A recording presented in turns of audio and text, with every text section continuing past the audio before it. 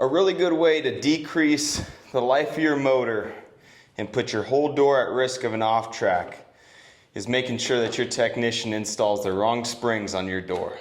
In this case, the springs are correct. They need a couple extra turns because what's happening is in the up position, the cables are coming loose. That is one of your number one causes of off-track situations, when those cables come loose, pop off the drum, and then your door is sitting cockeyed. So what we're doing here is just adding 1 to 2 extra turns on each spring just to make sure it's nice and balanced and that those cables are pulling tight in the up position, keeping the family safe.